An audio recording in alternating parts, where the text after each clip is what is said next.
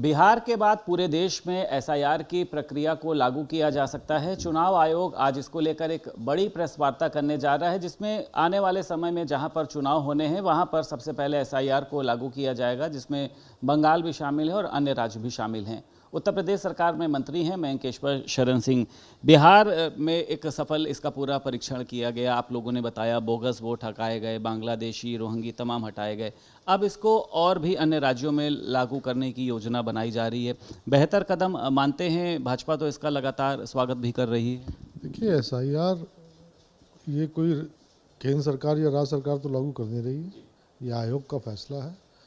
और बहुत ही सिंपल तरीके से जो मृतक हो चुके हैं उनका नाम हट जाए वोटर लिस्ट से, जिन लोगों के दोहरे नाम हैं वो नाम हट जाएं। अब ये तो ऐसी प्रक्रिया है कि ये इसके पहले भी चला करती थी, ऐसा नहीं कि ये पहली बार हो रहा है। ये जब से आयोग बना है, जब से चुनाव 52 से शुरू हुआ है, तब से ये हो रहा है। अब इसका विरोध मुझे समझ में नहीं आ रहा है।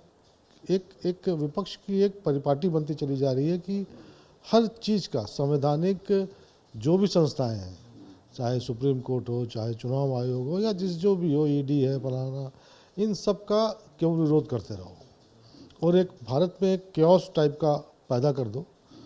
ये जो आपके पड़ोस में हम लोग के नहीं देखा है, चाहे श्रीलंका हो, चाहे नेपाल हो, तो एक उस तरह से करके एक पॉपुलर सरकार को अस्थिर करना, यही एक इन लोग का मुझे लगता है कि सोच है। और इसके अलावा अब बांग्लादेश का कोई नागरिक हिंदुस्तान में वोटर बने, ये क्या उचित है?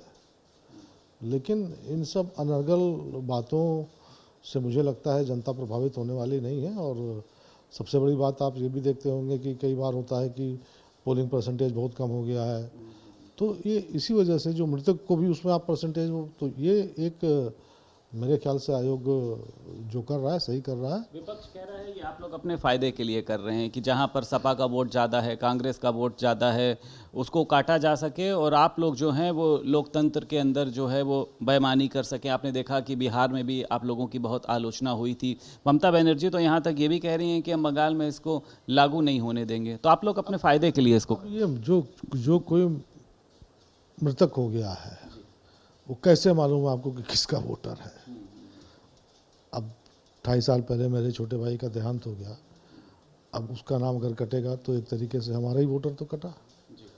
तो ये कहाँ से कैसे पेट में क्यों दर्द हो रहा है? क्या ये जो बांग्लादेशी और रोहिंग्यों के, जैसा आप लोग भी कहते हैं कि बिहार में कई लोग ऐसे थे उनके नाम काटे गए, क्या उनकी मदद से? केवल एक मुस्लिम तुष्टीकरण विपक्ष चाहता है कि पाकिस्तान से भी सारा मुसलमान आके हिंदुस्तान में वोट करने लगे, बांग्लादेश से भी सारा मुसलमान आके यहाँ वोट करने लगे। बस विपक्ष केवल एक चीज़ चाहता है कि भारत को एक मुस्लिम राष्ट्र बना दिया जाए, इस्लामिक राष्ट्र में परिवर्तित कर दिया जाए, यही विपक्ष चाहता है। और भारतीय जनता पार्टी और देश का सनातनी, विश्व का सनातनी ये होने नहीं देगा। अच्छा, बिहार चुनाव की बात करी जाए, तेजस्वी यादव तमाम तरीके की वो कह रहे हैं कि हम लोग जीत की तरफ आगे बढ़ रहे हैं, अखिलेश यादव भी वहाँ पहुँच रहे हैं।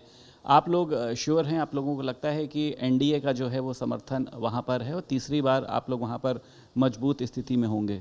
निश्चित तौर पे इस बार आप देखिएगा उतना बहुमत मिलने जा रहा है जितना बहुमत कभी नहीं मिला है। पिछले 15 वर्ष में जितना नहीं मिला उससे अधिक बहुमत मिलेगा। और जहाँ तक अखिलेश जी का सवाल है, उत्तर प्रदेश तो संभल नहीं रहा है, बिहार कहाँ से संभलेगा? अच्छा, तेजस्वी यादव ये जो बात कह रहे हैं कि सरकार बनने के बाद हम वक्फ कानून को उठाकर कूड़े में फेंक देंगे, वक्फ कानून से आखिर क्यों इतनी इन लोगों को दिक्कत है और ऐसा क्यों लगता है कि वक्फ कानून को हटाने से जो ये लोग वोट प्रतिशत की बात करते हैं बढ़ेगा? अपने यहाँ बहुत पुरानी कहावत है, ना नौमन तेल होगा ना राधा नाचेंगी। तो भ्रमित कर रहे हैं वोटर को, आपको ऐसा लगता है? वो अपने वोटर को इंटाइट कर रहे हैं। सिर्फ जो मुस्लिम मतदाता है उनको प्रभावित करने के लिए वो कह रहे हैं कि हम ये कर देंगे, वो कर देंगे। सुप्रीम कोर्ट तक तो कुछ किया नहीं वक्फ कानून के लिए, उसने भी एक तरीके से मोहर लगा दी है वक्फ कानून पे। अब